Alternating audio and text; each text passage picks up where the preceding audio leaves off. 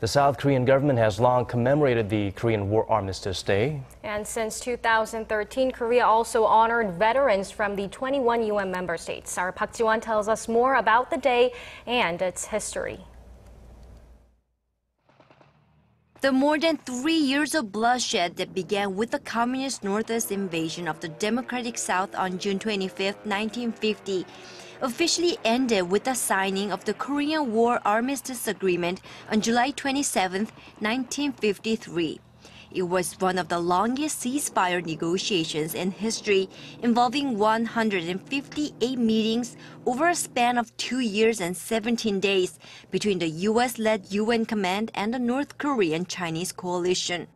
The first round of negotiations was held in Kaesong in July 1951, but the talks were later moved to Panmunjom, near the present-day border between the two Koreas.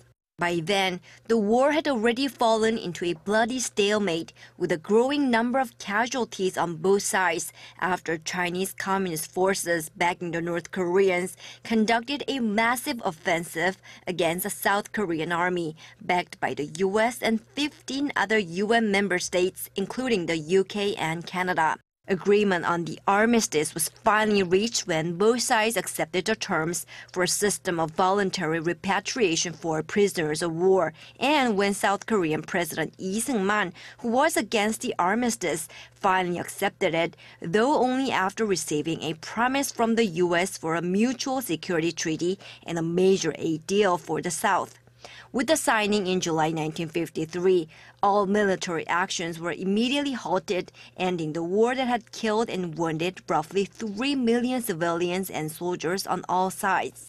The armistice created the Demilitarized Zone, a 4-kilometer wide buffer zone that is now the de facto border between the two Koreas. It's not much different from the 38th parallel, which divided the two Koreas before the war. But now, 62 years after the signing, the main goal of the Korean Armistice Agreement still has not yet been achieved. The preamble states that the purpose of the agreement is to ensure a complete cessation of hostilities until a final peaceful settlement is achieved.